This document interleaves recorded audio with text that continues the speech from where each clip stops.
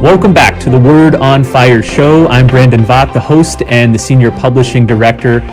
We just learned that the great Pope Emeritus Benedict XVI has passed away. The 265th pontiff of the Catholic Church lived for almost a century. And so today on this special bonus episode, I'm joined with Bishop Barron to discuss his life, his enduring impact, and his key ideas and contributions. Bishop, it's kind of a somber day, but also a joyous one in a way, isn't it?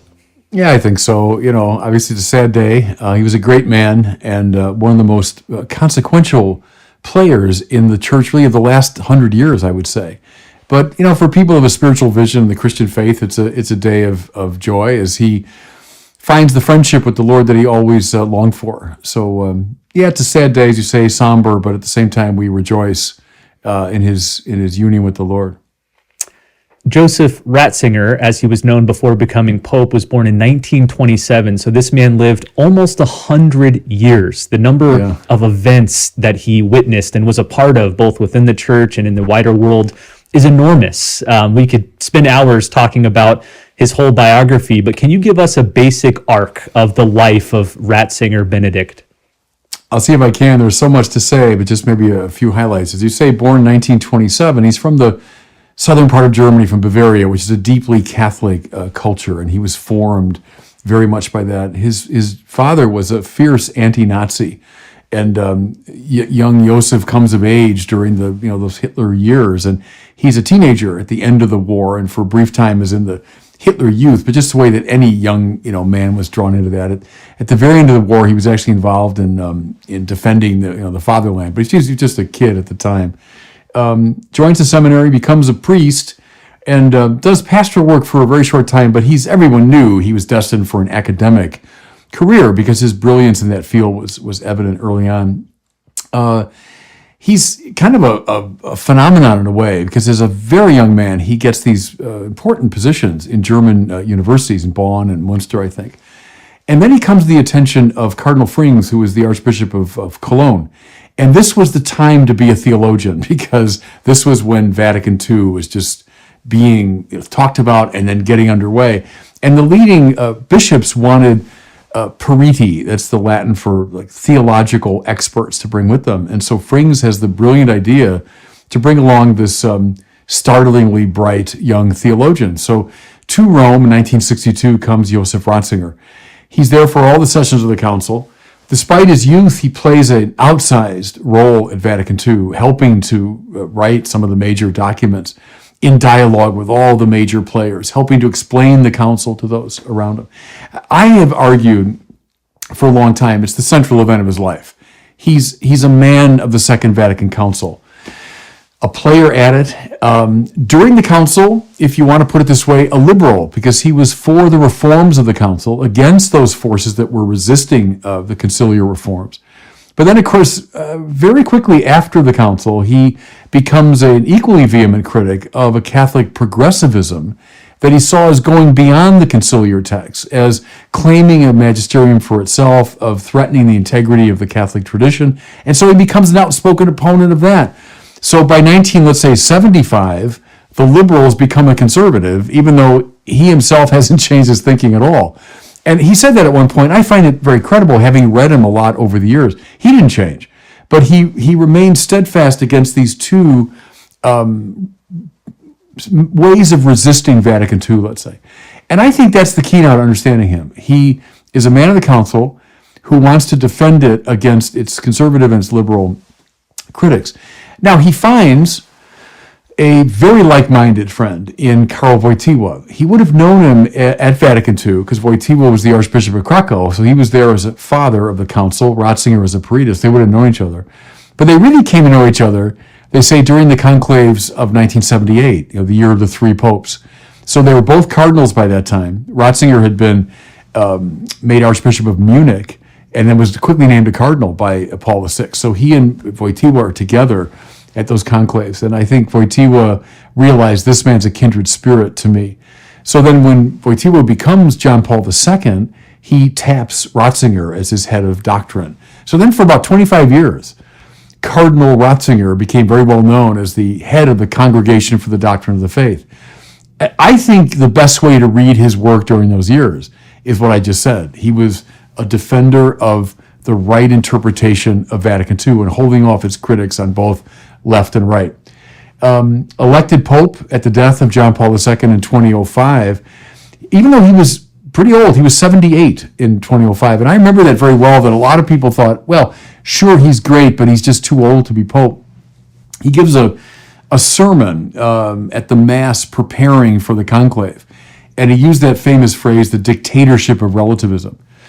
We'll come back to that. It's one of the key themes of his life and thought, I think. But the cardinals, I think, realized pretty quickly, look, I know he's 78, but this is the man that can carry on the legacy of John Paul II. So he's elected Pope in 2005, takes the name Benedict XVI, and then reigns for 8 years. So not a short papacy. It was kind of a standard length papacy.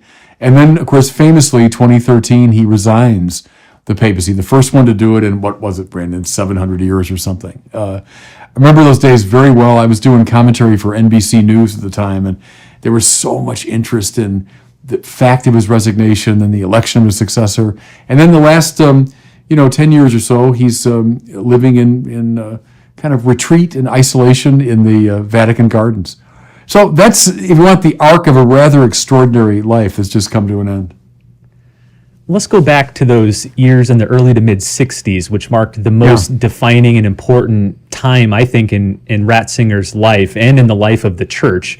The Second Vatican Council, arguably the most important event in the last 100 years in the church. You mentioned that he was attending the council as an expert, a sort of theological consultant. I marvel at the fact that he shows up as I think a 35-year-old, maybe 36 years old. I'm 36. Thinking like someone my age going to all these, the brightest theologians in the world and helping to author the documents, giving consultation. It's remarkable. But tell us a little bit more about his influence on the council. How does the conciliar documents bear his fingerprints? And then after the council, how did the council impact him? How did he impact the council? How did the council impact him? Well, to say, first of all, he was a kind of wunderkind, to use that wonderful German word. He's kind of this wonder child. Like, how did this happen? When I was 35, I got my doctorate when I was about 32. I just started teaching at Mundelein. And I would have felt completely incapable of operating at that level of theological, sophistication. But they just recognized his gifts very early on. Now, what did he bring? See, Ratzinger was very much a theologian of the ressourcement movement, so-called. When he was going to school, and most people of the Vatican II generation, they would have been formed in the standard neo-scholasticism of the time. Now, we don't have time to get into all those details, but a kind of, call it rationalistic revival of Thomism. Think of a figure like Garrigou-Lagrange, would have been a typical theologian of that time and school. A number of figures, Omer Lubach comes to mind, Danielu comes to mind, Urs von Balthasar comes to mind, resisted neo-scholasticism, and they called for less of a rationalism and more of a return to the sources. So the French call this the aux sources movement sometimes, back to the sources, namely the Bible and the Church Fathers. And there were a lot of reasons for that move, but one was that they just found that theology, I think, more spiritually engaging and more appealing to the imagination. They also thought it would be a better vehicle for the dialogue with the modern world. And there's much more we could say about it, but the young Ratzinger, it's fair to say, becomes a devotee of that school. He studies St. Bonaventure, and that's interesting in itself because if Thomas Aquinas was the dominant figure of the time, it's interesting that this young wunderkind theologian says, I'm not going to study Aquinas, I'm going to study his counterpart, the Franciscan Bonaventure, who represents a very different theological style and school, namely the Franciscan, and behind that, the Augustinian. So you want the two figures that really impact the young Ratzinger, I'd say Bonaventure, and behind him, Augustine. And he said many times, Augustine, he's my master. He's the one, if I were on a desert island, I'd bring the Bible and I'd bring the Confessions. That Augustine was his great teacher. I think that's, Brandon, what he brought to Vatican II was a keen sense of the ressourcement, which they saw as not just a sort of retrieval of old stuff. They saw it as a means by which the church could enter into more creative dialogue with the contemporary society. More to it, they saw it as a more effective vehicle for a conversation with Protestantism, because they felt that the church had gotten kind of stuck in the 16th century debates, and then the Catholic Church, embracing a neo-Thomism that was fiercely anti-Protestant. Why not, some of them suggested, let's go back to a time before the 16th century, before the Protestant-Catholic split, and can we find some common ground in the Bible and the Fathers? So that, I think, was another inspiration for the ressourcement move. But that's, I think, what he brought to the council. Now, what did the council bring to him? I think it just shaped him in almost every way. I think it became the defining event of his life, that defending it and propagating it became his central preoccupation. The church in dialogue with the modern world. Now, he saw Catholic progressivism as overstating that to some degree, doing it awkwardly, caving in too much to the world. So he's not naive about that. But he never abandoned the great elan of Vatican II. I remember, I don't know if it was a video or if I read it in an interview. He was there for the great, it's called the Discorso della Luna, the discourse under the moon. It's when John the 23rd, the opening of Vatican II, that night of the opening, he appears at the window, and there's this huge candlelight procession going on, and there's a full moon shining. And you find it on YouTube. It's very moving because he had this wonderful, resonant, kind of deep voice, and he's addressing the crowds, and he's talking about the moon is looking down upon this great, spectacle. Well, Ratzinger said, he was there for that. He was somewhere in that crowd. And he still remains enchanted by that moment, when John the 23rd was kind of celebrating the importance of the council. So I think that's it. Maybe something worth mentioning too, he might be, Brandon, the last major player of Vatican II to be alive. He came as a very young man. So think the bishops, I think, who were at Vatican II, maybe there are some exceptions, but they're almost all gone. And then even the Pariti, I think most of them. Hans Kung, who would have been younger than Ratzinger, he's gone. In a way, his death, it's the ringing down of the curtain on Vatican II in some ways. There won't be anybody with a living memory of it. This long dual papacy of John Paul II and Benedict XVI was noted for its expansive outward turn toward the world. So you have John Paul II traveling to more countries than any previous pope. He was the great evangelist. He proposed the gospel to the wider world. But then you have Benedict XVI, who was a noted public intellectual in a way that many past popes hadn't been. In fact, you could describe him as one of the theological and intellectual giants of the last 100 years. And again, not just within the church, but on the broader intellectual landscape. For example, he was an interlocutor with many other renowned intellectuals, such as Jürgen Habermas. He instituted the Courtyard of the Gentiles project, which was meant to be a sophisticated outreach to the realm of arts and media, etc. How would you describe Benedict XVI's tone for the church's engagement with the wider world, and what lessons can we draw from it today? He was very much in the patristic spirit, and the fathers gave us that sense of the semina verbi, right, the seeds of the word. So if we hold that Jesus is the Logos, well, then anything that's logical is related to him. There's if you want, the central teaching of his famous Regensburg speech that was so controversial because of his citation of a medieval critic of Islam. But the central point of that talk is really interesting. If Jesus is not just one figure among many, but he's the incarnation of the very mind of God, then anything logical, whether it's in the sciences or it's in philosophy or it's in cultural forms, well, that's a cousin of Christianity. That's a relative of Christianity. And if Jesus is the Word, well, then there are semina verbi, there are seeds of the Word all over the place. And so the job of the church is to find those and to engage those and maybe water those and see if they grow. I think that was the key to his engagement. Now, see, notice something interesting there, is it begins Christologically. It's not a surrender to the world. And if I might, in his spirit, offer a critique of Catholic liberalism, that can be the tendency to surrender the church too much in the enthusiasm to embrace the world, that we lose Catholic particularity. Well, see, Ratzinger operated out of that wonderful paradox that no, it's actually the more authentically Christian you are, the better you are at engaging in dialogue with the wider culture. And if you say, no, I'm going to leave my Christianity behind so I can enter the dialogue, it'll end up being a dysfunctional dialogue. And I think that's how he would have critiqued Catholic progressivism. I think that's the contribution, Brandon, that he made. And that's an important one. It's patristic, it's very ancient, but it's very important for our time too. I want to dig a little bit deeper into that particular idea and some of his other ideas. But before we do, I wanted to ask you about any personal memories or encounters you had with him. I know you met him maybe once, twice, and you've heard him many times speak. What are your personal memories of Benedict XVI? Yeah, I mean, I didn't really know him. I met him precisely once. I was over in Rome.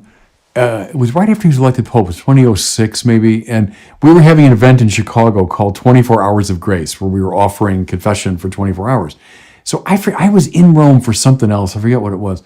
And I had procured these purple stoles that the priests were going to wear during this. And somehow I got in the prima fila, they call it, the first row at the audience. And the Pope came by, and it's noisy, and I shouted something like, "Hi, I'm Father Barron from Chicago, and could you bless these stoles?" And so then he solemnly blessed them, and we have a photo of that. But that's the one time I met Josef Ratzinger. But I did see him a lot when I was in Rome in 2007. So I was there as a scholar in residence at the North American College. And on Wednesdays, the Pope typically has an audience. During the bad weather, it's inside. In nicer weather, it's out on the square. So I was there during nicer months. And I made a point of going to practically all of those audience talks. The ones I heard were on the great theologians. They were on some of the fathers, then the medieval doctors. And so here's this figure who himself was like a church father, talking about these figures. And, his command of languages, his erudition, his articulate manner of thinking, all that was on display. But what really struck me was his love for the Lord. I mean, he was someone who was in a deep friendship with Christ. And you saw it in his manner of being and his gesture and his tone of voice. Those are enduring memories for me. To be present, it was sort of like being there when John Chrysostom was giving a sermon, or when Augustine or Ambrose was speaking. That's how it felt to me. And I still remember those with great fondness and great spiritual, profit. Well, I'd like to spend the rest of our discussion here exploring some of Benedict's key ideas and contributions. Now, just as it's impossible to summarize his whole life in just a couple minutes, it's impossible to sum up his intellectual contributions. He's written 65 plus books, 3 encyclicals, countless speeches, letters, homilies. So this is necessarily a very truncated summary, but I think that these 5 lessons represent some of his lasting legacy. So the first one, true reform versus false reform in the church. Reform was a major buzzword throughout his life, especially before, during, and immediately after the Second Vatican Council, but he went to great lengths to ensure that reform was properly oriented. And in particular, he introduced these 2 phrases, the hermeneutic of continuity versus the hermeneutic of rupture. I know those are long technical phrases, but how did Pope Benedict understand reform, and why did he think it was needed in the 20th century church? Yeah, and you mentioned when you say true and false reform, you're referring to Yves Congar, who was maybe the most important theological figure at Vatican II. His famous text, Vraie fausse réforme dans l'Église. Ratzinger would have read that with great interest. I think would have subscribed to it. And you put your finger on it, Brandon, with the different hermeneutics. He didn't like the progressive or liberal interpretation that saw Vatican II as a rupture. And I'll say this, when I was a little kid going to Catholic grade school in the years after Vatican II, and that was very much the way it was presented to us. Vatican II was a revolution. There was darkness before, then there was this great burst of light in 1965, and then we've been living in the luminosity of Vatican II since then. it was presented very much as a revolution, not an evolution. Where he would have adopted, another hero of his was John Henry Newman. It might have been Ratzinger that led me to Newman, who became a hero to me. But, Newman, who famously talks about the development of doctrine, yes, indeed, but doctrine develops in an evolving way. It doesn't lose contact with its past, doesn't become something else. It unfolds its own true meaning and integrity. So I think Ratzinger would have seen that's what's happening at Vatican II. Now, was it needed? Sure. Look at the liturgical reforms. Ratzinger would have been very much a devotee of Romano Guardini and of a liturgical movement. These are the people going back now to the 10s and 20s and 30s in Germany and Europe and then our country, who are saying, look, the liturgy has become so ossified that most Catholics have no connection to it. They don't know what's going on. We want full, conscious, and active participation, all of those things. Ratzinger would have been very much behind that and would have supported, Sacrosanctum Concilium, the great statement of Vatican II on liturgy. He would have subscribed to another hero of his, Urs von Balthasar, who said the church has been crouching behind its medieval walls too long. It's time to raise the bastions and to get the church out into the world. He would have subscribed very strongly to that. So read the great texts, many which he helped to write. Lumen Gentium, a new way of thinking about the church, or it's called an evolution in our understanding of the church, not starting so much top down, but beginning with the people of God and the universal call to holiness. And he would have subscribed to all that. So I think that's how he saw himself in relation to Vatican II. Let's talk about a second lesson, which is liturgical renewal. You mentioned the name Romano Guardini, who famously wrote a book called The Spirit of the Liturgy. Joseph Ratzinger later wrote a subsequent book with that same title and in the same vein. Guardini was one of the figureheads of this 20th century liturgical movement. As you say, Ratzinger was attracted to that. How did he specifically contribute to the liturgical renewal of recent decades? Well, it's a very interesting question, and this is where things get intriguing because, as I say, the young Ratzinger, following Guardini and many others, Karl Adam in Germany, think of people like Virgil Michael over here, would have, seen the need for this great reform of the liturgy. Now, fast forward to when Joseph Ratzinger writes his own book, The Spirit of the Liturgy. By that time, the reform of the council had given rise, he thought, to some real distortions of the liturgy. That the liturgy had become too much focused on us. It was anthropocentric rather than Christocentric. It had become, too much of a this-worldly celebration of the community rather than a participation in the mystery of redemption, etc. And so by that time, he's a critic, more conservative critic, let's say, of what had happened with the liturgy after the council. Again, it's that idea of Ratzinger at the council, the liberal, right, calling for liturgical reform, but then decades later, Ratzinger, the conservative, was saying, well, wait a minute, but what happened to the liturgy was not really what Vatican II had in mind. So I think he contributes at both stages of his career, if you want. He contributes as a liberal at the council, and he contributes as a conservative critic later in his career. And I think both are very important moments. And look at our dialogue today, Brandon. There are still people today, liturgically, who would say, look, the whole Vatican II thing, that was a big mistake. Let's go back to the way it was. Or people on the progressive left, like, let's keep changing the liturgy until it becomes unrecognizable. Both Ratzingers, or let's say Ratzinger looking both ways, the 60s and the 90s, are both needed. They're both needed today. A third major lesson we can take away from the life and teachings of Benedict is the importance of the Bible for theology. Mm-hmm. Now, Ratzinger Benedict wasn't a biblical scholar per se in the terms we would use today, but he was definitely a biblical theologian, meaning one who incorporates and uses Scripture heavily throughout his theologizing. He also came of age in a period where the historical critical method was in vogue, and a lot of his career was with engagement with that theory. What did Benedict teach about the Bible and its role in theology? It's a very interesting thing, and again, the length of his life and his career contribute to the complexity of the thing. I mentioned he's a ressourcement theologian.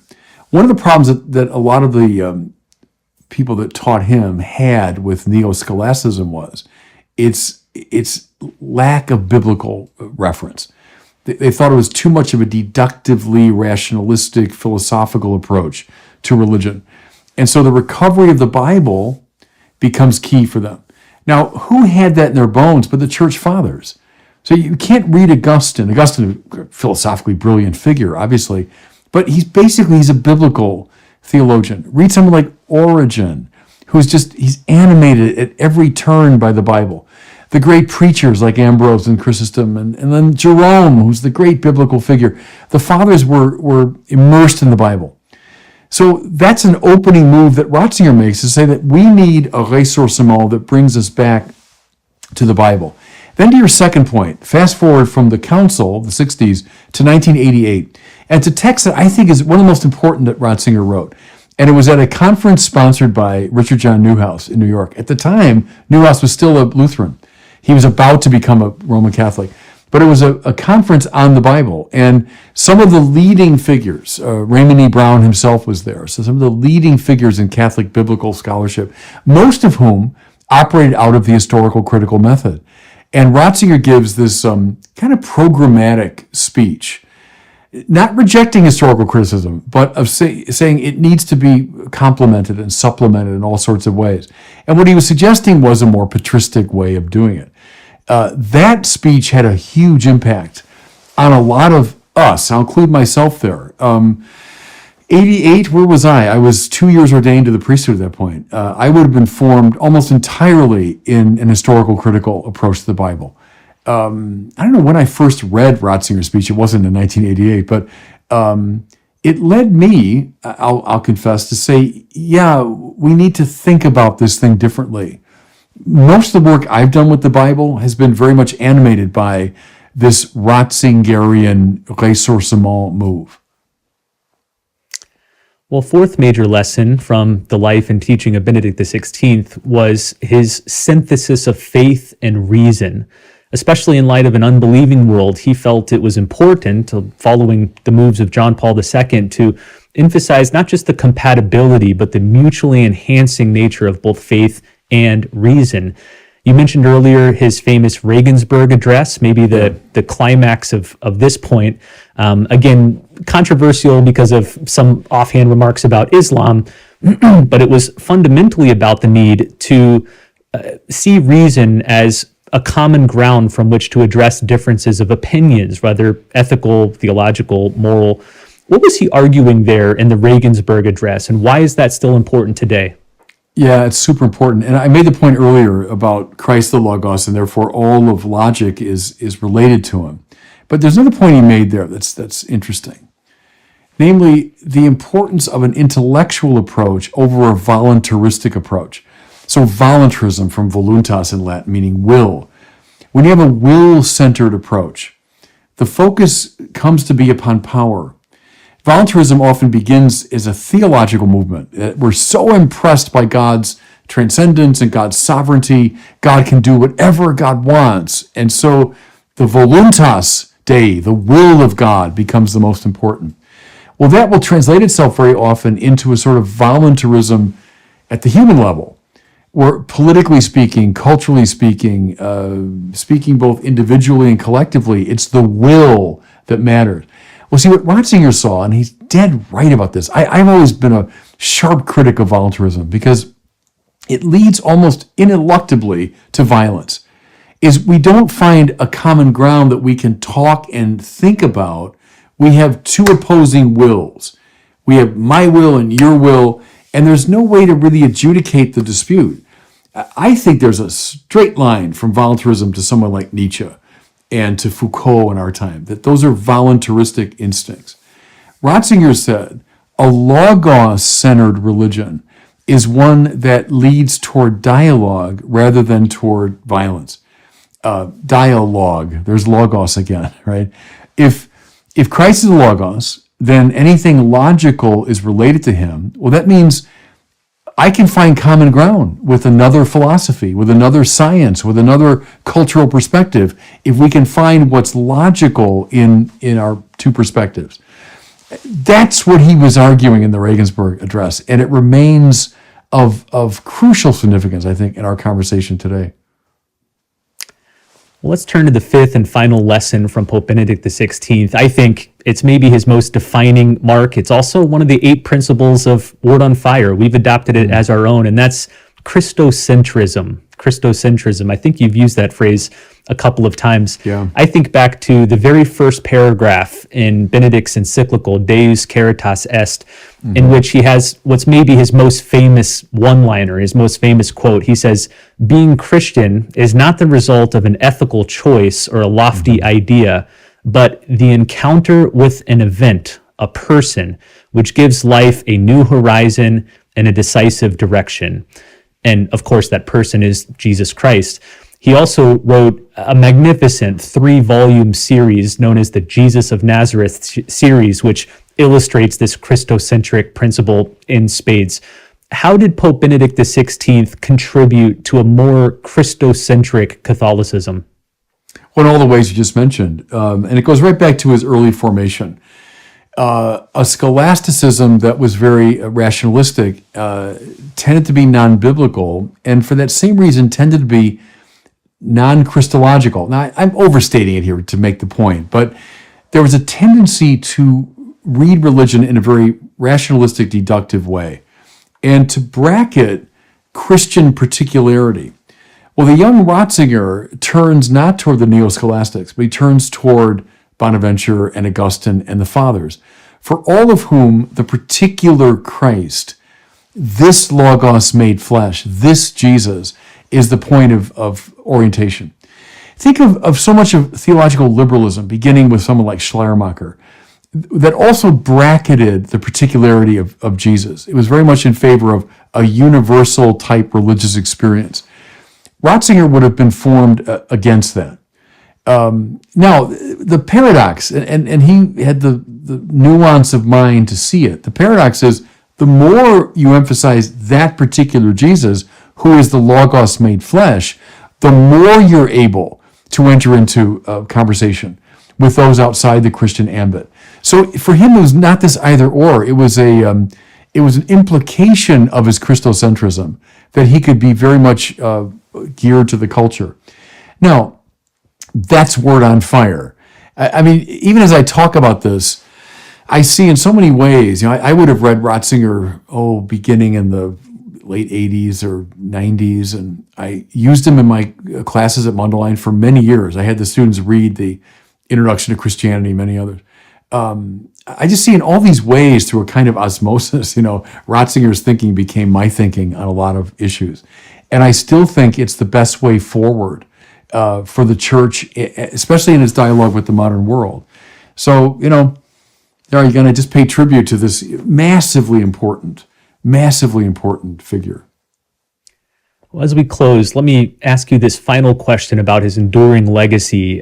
I'm pretty confident that in 100 years, 200 years, people are still going to be reading Joseph Ratzinger, Benedict XVI. And when they do, and they look backward on his life and legacy, what one word or phrase or theme do you think people in the future will use to sum up Ratzinger Benedict? That's good, Brent. It's difficult to answer because you don't want to be flippant about it. Faith and reason comes to mind, that he's one of the great advocates of faith and reason. But the Christocentric thing is what's really striking me. And the citation you just gave, maybe that's it. And Pope Francis has emphasized that many times. Christianity is not an ideology or philosophy. It's a relationship to a person. And then from that central place, the whole of his thought kind of unfolds. So maybe that's it. Maybe it's the friendship with Jesus. That's at the heart of his. It's funny. I think of Karl Barth here, the great Protestant theologian, and Ratzinger's one of his heroes was Balthasar, and Balthasar was very connected to Barth. And Barth was brilliant intellectual, multi-volume work and so on. As an old man, he comes to America, University of Chicago, and he gave a lecture, and then there's a Q&A, and someone said to him, how would you sum up your theology? And he said, I think I'd use a line from a song from your culture. Jesus loves me, this I know, because the Bible tells me so. I thought, pretty good. That is pretty good summary of Bart. And you wouldn't be all that far from Ratzinger in saying that too. Well, as we wrap up, I want to share with all of our listeners that Word on Fire has built a new website centered around Pope Benedict XVI that features all of Bishop Barron's and Word on Fire's resources on this great man and his thinking. So multiple articles, videos, homilies, podcasts. You can find that at wordonfire.org/Benedict resources. I'll, of course, include a link in the show notes. Also, last year we produced a magnificent book. I'm going to hold it up here so you can see it on the screen. It's called The Pope Benedict XVI Reader, and it's an anthology of Benedict's writing, speeches, teachings, biography that was specifically created for those who haven't read anything of Pope Benedict and want to find an easy way in. Tracy Rowland, the renowned Benedict XVI scholar, says, this is the Ratzinger equivalent of a highlights disc. Within these pages, readers can find his best arias, his most famous overtures, his hauntingly pure, slow movement adagios. These excerpts are an opportunity to access the mind and the heart of the master theologian of our age. Every Catholic home should have a copy of this book. Tracy's words, not mine, but I agree with her. So check it out. You can find it at wordonfire.org/Benedict. And again, I'll include a link to that in the show notes as well. Well, thanks all of you for listening and watching this special episode dedicated to Pope Benedict XVI. And we'll see you next time on the Word on Fire show.